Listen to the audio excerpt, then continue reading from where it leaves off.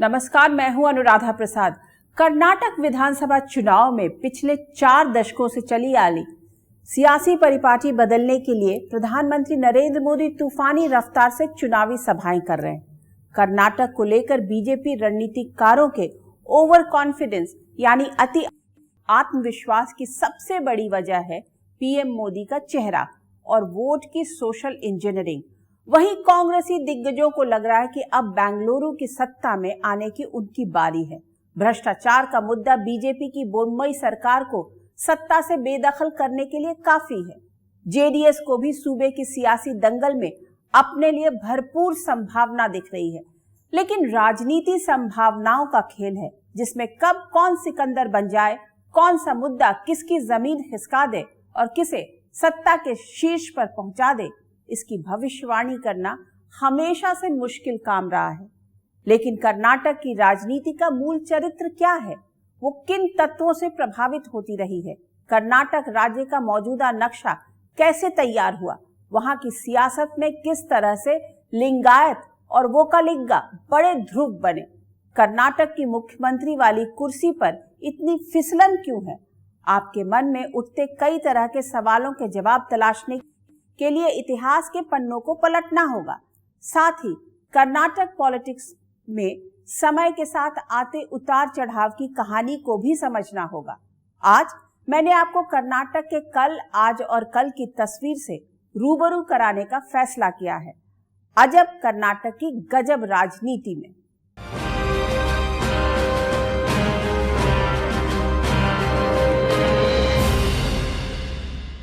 किसी भी चुनाव में वोटिंग के बाद आपकी उंगली पर जो स्याही लगाई जाती है, जिसके निशान कई दिनों तक नहीं छूटते, वो स्पेशल स्याही सिर्फ कर्नाटक में ही बनती है। दुनिया के 30 से ज्यादा देश कर्नाटक का स्पेशल इंक अपने यहाँ मंगवाते हैं। अगर आप कॉफी के शौकीन हैं तो भी आपका कर्नाटक से कनेक्शन जुड़ता है, क्योंकि देश की 70% से ज्यादा कॉफी का उत्पादन अकेले कर्नाटक राज्य करता है। भारत का 88% से अधिक गोल्ड कर्नाटक की खदानों से निकलता है, यानी वहां की जमीन सोना उगलती है। बेंगलुरु शहर की पहचान भारत के सिलिकॉन वैली के तौर पर है। इसी शहर में इन्फोसिस और विप्रो के हेडक्वार्टर हैं। भले ही बेंगलुरु में टीसीएस का हेडक्वार्टर न हो, लेकिन दुनिया की इस दिग्गज आईटी कंपनी के कई बड़े दफ्तर बेंगलुरु में खड़े हैं। कुछ लोग कर्नाटक को इंजीनियर पैदा करने वाली मिट्टी भी मानते हैं। सियासी लिहाज से भी कर्नाटक एक बहुत ही अहम प्रदेश रहा है। ऐसे में कर्नाटक पॉलिटिक्स के पन्नों को कहां से पलटना शुरू किया जाए, मेरे सामने ये एक बड़ा सवाल था। बहुत सोच विचार के बाद मैं इस नतीजे पर पहुंची कि कर्नाटक की कहानी को इसके एक राज्य के रूप में आकार लेने के साथ शुरू करना बेहतर होगा। दरअसल अंग्रेजों के दौर में कर्नाटक 20 से भी ज्यादा राज्यों में बटा हुआ था, जिन्हें कन्नड़ भाषा आपस में जोड़ी हुई थी। अंग्रेजों के दौर में ही कर्नाटक को एक करने के आंदोलन ने जोर पकड़ा, जिसकी अगुवाई साहित्यकार और विचारक कर रहे थे। आजादी के बाद जब भाषा के आधार पर राज्यों के पुनर्गठन का काम शुरू हुआ, तो 1 नवंबर 1956 को कर्नाटक का मौजूदा नक्शा सामने आया। तब इसे मैसूर के नाम से जाना जाता था। नए सूबे की कमान मिली पुराने कांग्रेसी एस निजलिंगप्पा को, जिन्होंने कर्नाटक को अलग राज्य का दर्जा दिलाने वाले आंदोलन में अहम भूमिका निभाई थी।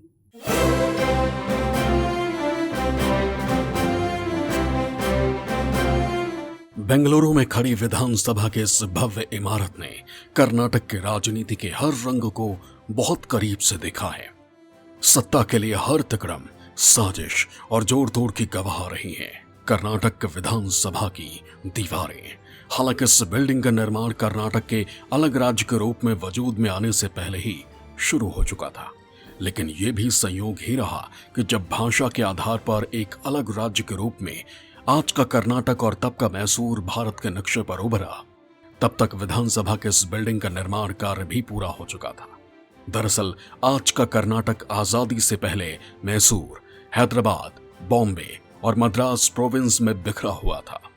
कन्नड़ भाषी क्षेत्र को मिलाकर अलग राज्य की मांग आजादी के आंदोलन के साथ ही आगे बढ़ रही थी।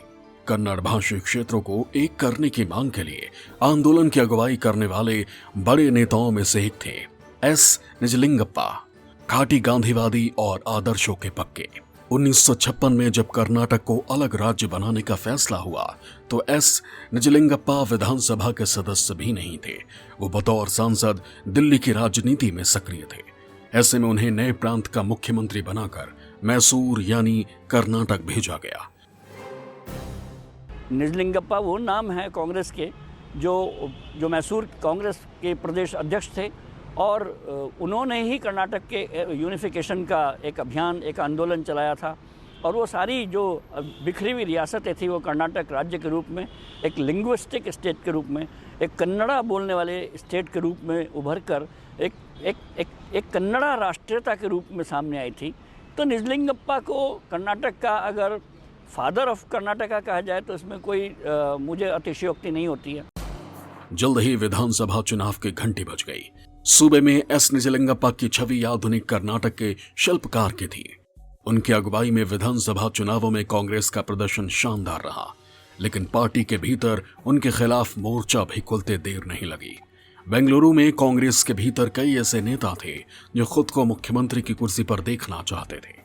ऐसे में साल भर बाद ही एस निजलिंगप्पा को मुख्यमंत्री की कुर्सी अपने प्रतिद्वंदी बीडी जत्ती के लिए खाली करनी पड़ी। जत्ती ने अपने तरीके से कर्नाटक को चलाया और आगे बढ़ाने का काम किया। वक्त का पहिया आगे बढ़ा और 1962 में विधानसभा चुनाव की घंटी बजी। सूबे के सियासी आसमान में अपने लिए कांग्रेस के अलावा प्रजा सोशलिस्ट पार्टी, स्वतंत्र पार्टी, महाराष्ट्र एकीकरण समिति, लोक Sevak Sangh, communist party of India और सोशलिस्ट पार्टी भी अपने लिए जगह तलाश रही थी। कांग्रेस अकेले 2/3 से ज्यादा सीटें जीतने में कामयाब रही, लेकिन होसदुर्गा निर्वाचन क्षेत्र से प्रजा सोशलिस्ट पार्टी के उम्मीदवार जीटी रंगप्पा ने एस निजलिंगप्पा को हरा दिया, वो भी 5700 से ज्यादा वोटों से। ऐसे में सीएम की कुर्सी के लिए एसआर कांथी के किस्मत के दरवाजे खुल गए। 3 महीने बाद बागरकोट से निर्विरोध जीतकर एस निजलिंगप्पा विधानसभा पहुंचे और कांथी की जगह मुख्यमंत्री बने। उनका पूरा जोर सूबे को तरक्की की राह पर ले जाने पर रहा। स्कूल कॉलेज खोलने से लेकर लड़कियों की शिक्षा पर भी खास जोर दिया। पनबिजली परियोजना शुरू करने से लेकर खेतों की सिंचाई पर भी जोर दिया गया। साथ ही कोलार गोल्ड फील्ड का राष्ट्रीयकरण भी इसी दौर में हुआ। निजलिंगप्पा की सरकार में युवा और जोश से लबरेज मंत्री भी काम कर रहे थे।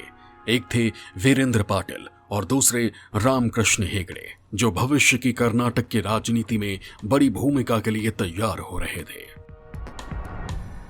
1950 के दशक में कांग्रेस के सामने विपक्ष की ओर से कोई दमदार चुनौती नहीं थी, लेकिन ज्यादातर राज्यों में सत्ता के लिए कांग्रेसियों के बीच ही महाभारत चरम पर थी और कर्नाटक इससे अछूता नहीं था।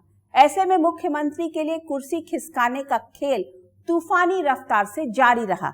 मुख्यमंत्री पर मुख्यमंत्री बदलते रहे। एस निजलिंगप्पा के बाद बीडी जत्ती, एसआर कांथी, वीरेंद्र पाटिल और डी देवराज उर्स सूबे के मुख्यमंत्री की कुर्सी पर बैठे। सबने अपने अपने तरीके से कर्नाटक की तरक्की में योगदान दिया और राजनीतिक लकीर खींची। लेकिन इतिहास में जब भी एस निजलिंगप्पा का नाम आता है, उन्हें सबसे पहले इंदिरा गांधी के साथ टकरावों की वजह से याद किया जाएगा। उन्हें 1969 में कांग्रेस के बंटवारे के खलनायक के तौर पर देखा जाता है। इमरजेंसी के बाद कांग्रेस की सत्ता में दोबारा वापसी की शुरुआत का एक पन्ना भी कर्नाटक के चिकमंगलुरु से ही जुड़ता है, लेकिन वहां की पावर पॉलिटिक्स में एक बड़ा मोड़ देवराज उर्स के दौर में आया। 1970 के दशक में देवराज उर्स ने ओबीसी, अनुसूचित जाति, अनुसूचित जनजाति और मुस्लिमों को साधते हुए अपनी राजनीति की गाड़ी आगे बढ़ानी शुरू की। इससे सूबे के लिंगायत और वोकालिगा दोनों ही समुदाय के राजनीतिक वजूद पर खतरा मंडराने लगा।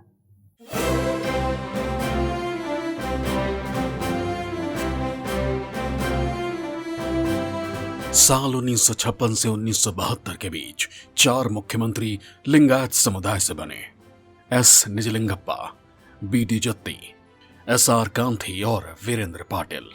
कर्नाटक के अलग राज्य बनने के बाद शुरुआती दौर में राज्य के दोनों प्रभावशाली समुदाय यानी लिंगायत और वोक्कालिगा का कांग्रेस को समर्थन रहा। साल 1969 में एस निजलिंगप्पा कांग्रेस के अध्यक्ष थे।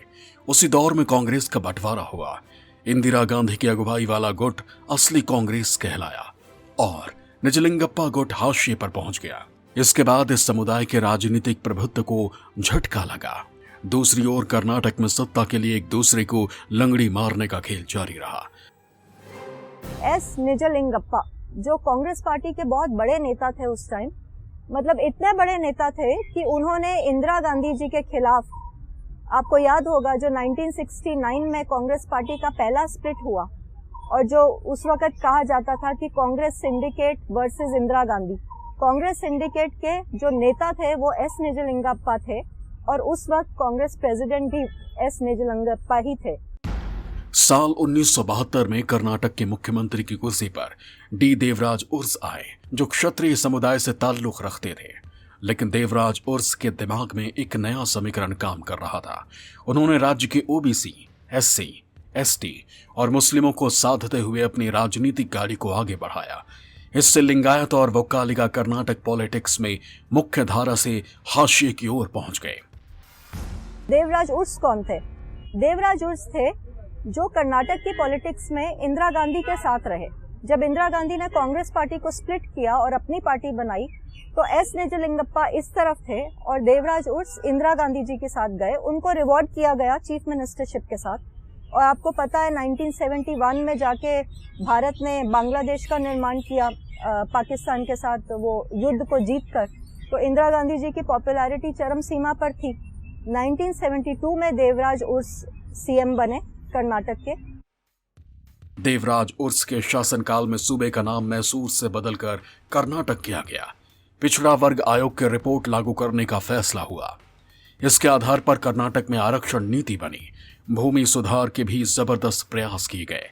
देवराज उर्स ने जिस तरह से संगठन और सरकार पर अपनी पकड़ मजबूत बनाए रखी, वैसे में विरोधियों को उनके खिलाफ कुछ खास करने के लिए मौका नहीं मिल पाया।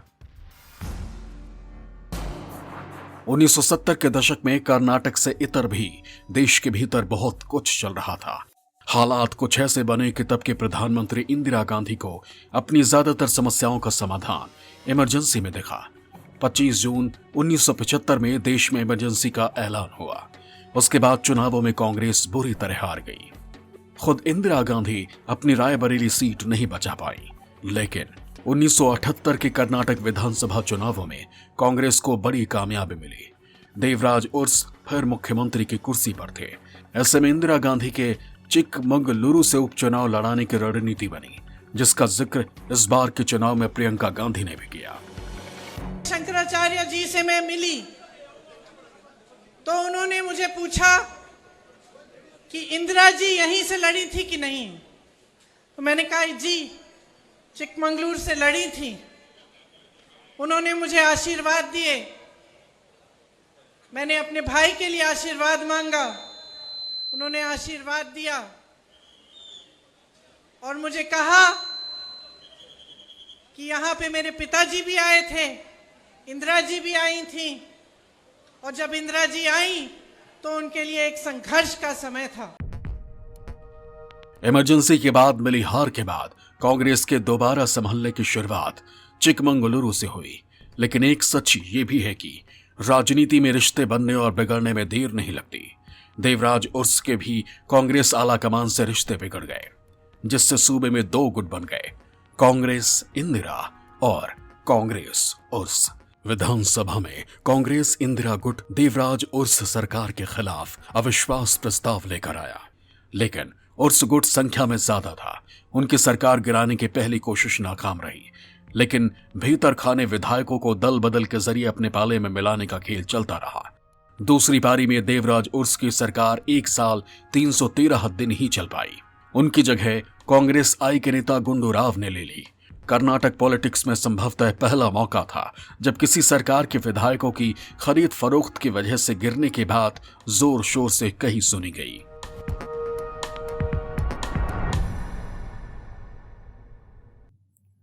कर्नाटक पॉलिटिक्स में एक बड़ा बदलाव साल 1983 में दिखा। चुनाव में जनता पार्टी सबसे बड़े दल के रूप में उभरी, लेकिन सरकार बनाने के लिए जरूरी आंकड़ा नहीं था। ऐसे में सूबे के लोगों ने पहली बार सत्ता के लिए गठबंधन का प्रयोग देखा, जिसमें रामकृष्ण हेगड़े को मुख्यमंत्री बनाने पर सहमति बनी।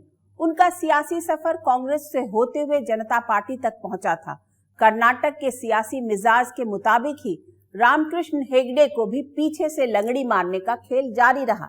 ऐसे में साल भर बाद ही खुद हेगड़े ने अपनी सरकार भंग करने की सिफारिश कर दी। कर्नाटक की राजनीति को एक और घटना से समझा जा सकता है। तत्कालीन प्रधानमंत्री इंदिरा गांधी की हत्या के बाद साल 1985 में हुए लोकसभा चुनाव में कर्नाटक में कांग्रेस को बड़ी कामयाबी मिली, पर उसी साल सूबे के विधानसभा चुनाव में जनता पार्टी को प्रचंड बहुमत मिला। रामकृष्ण हेगड़े ने फिर मुख्यमंत्री पद की शपथ ली। सत्ता में रहते हुए अपने ऊपर लगे कई आरोपों की वजह से उन्हें मुख्यमंत्री पद से इस्तीफा देना पड़ा। ऐसे में जिस शख्स का नाम मुख्यमंत्री के लिए फाइनल हुआ, उनका जिक्र अक्सर किसी भी राज्य में राष्ट्रपति शासन लगने के बाद गाहे बगाहे आता रहता है। मैं बात कर रही हूँ एसआर बोम्मई की, जो कर्नाटक के मौजूदा मुख्यमंत्री बसवराज बोम्मई के पिता हैं।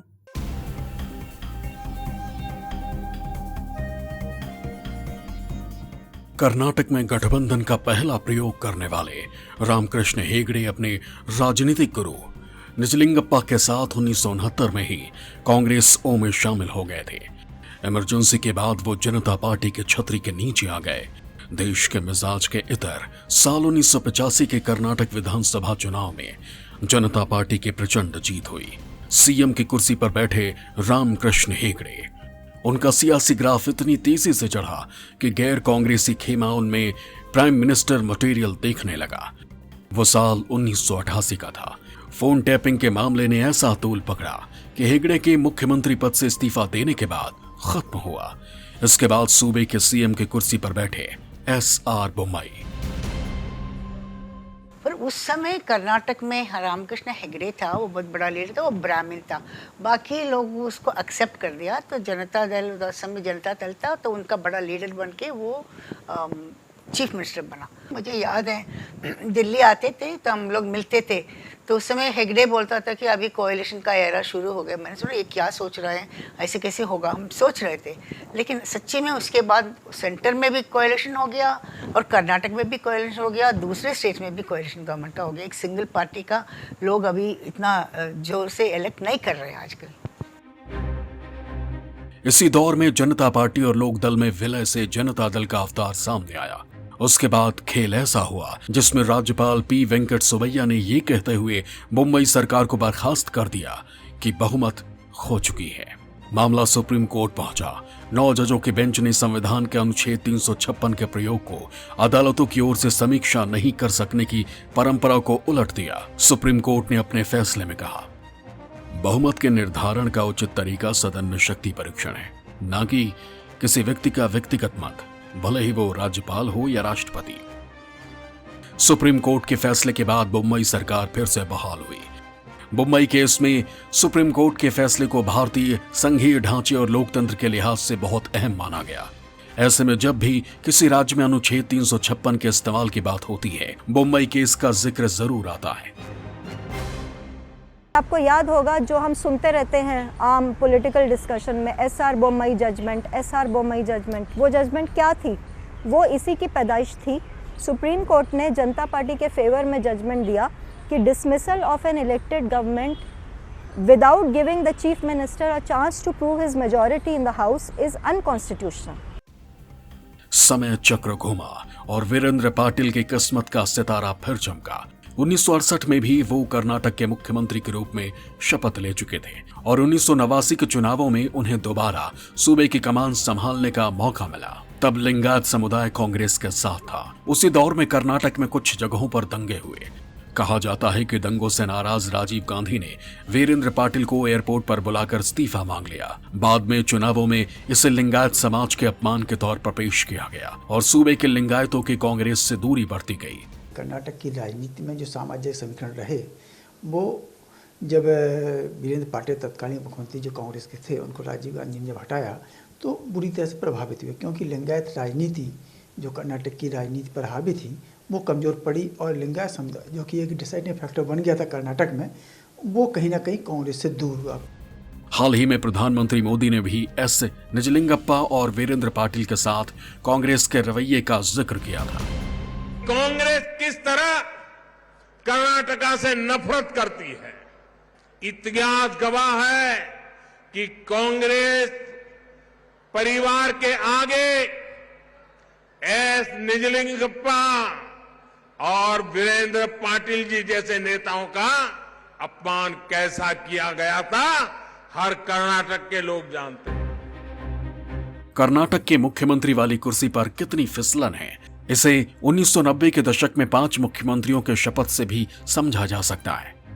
एस बंगरप्पा 2 साल 33 दिन, एम वीरप्पा मोइली 2 साल 22 दिन, HD देवेगौड़ा 1 साल 172 दिन। हालांकि देवेगौड़ा ने प्रधानमंत्री बनने की वजह से इस्तीफा दिया था।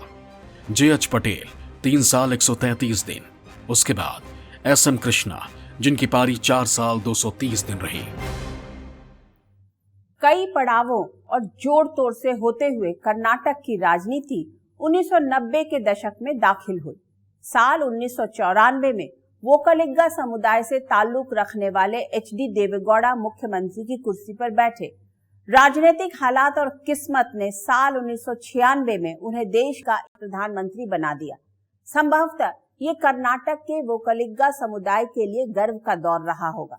लेकिन कर्नाटक की राजनीति का एक नया अध्याय 2008 में शुरू हुआ, जब सूबे की 110 विधानसभा सीटों पर कमल खिल गया।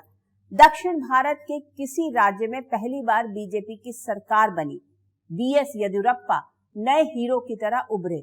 उसके बाद कर्नाटक की राजनीति 3 बड़े सियासी ध्रुवों के इर्द गिर्द घूमने लगी, बीजेपी, कांग्रेस और JDS।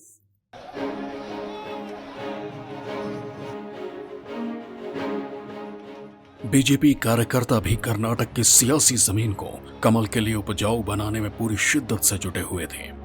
इसमें से एक बड़ा चेहरा थे BS येदियुरप्पा। देवेगौड़ा की पार्टी भी पूरी ताकत के साथ अपना प्रभाव बढ़ाने के लिए मैदान में थी। ऐसे माहौल के बीच 2004 में विधानसभा चुनाव की घंटी बजी तो कर्नाटक के लोगों ने किसी भी पार्टी को पूर्ण बहुमत नहीं दिया। 2024 सीटों वाली त्रिशंकु विधानसभा में 79 सीटों के साथ बीजेपी सबसे बड़ी पार्टी बनकर उभरी। दूसरे नंबर पर थी 65 सीटों के साथ कांग्रेस और तीसरे नंबर पर 58 सीटों के साथ देवेगौड़ा की पार्टी JDS।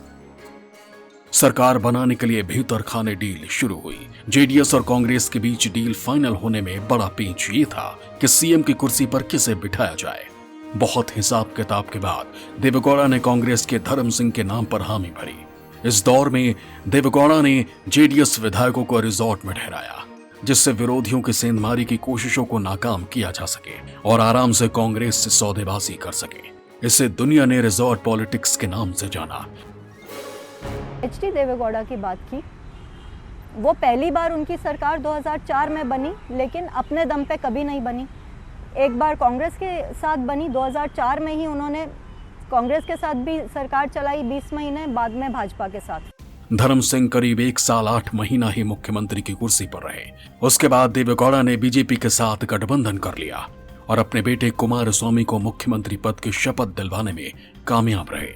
उनकी सरकार में BS येदियुरप्पा उप मुख्यमंत्री बने। भीतर खाने जोड़ तोड़ चलता रहा और 2007 में येदियुरप्पा मुख्यमंत्री की कुर्सी पर पहुंचने में कामयाब रहे।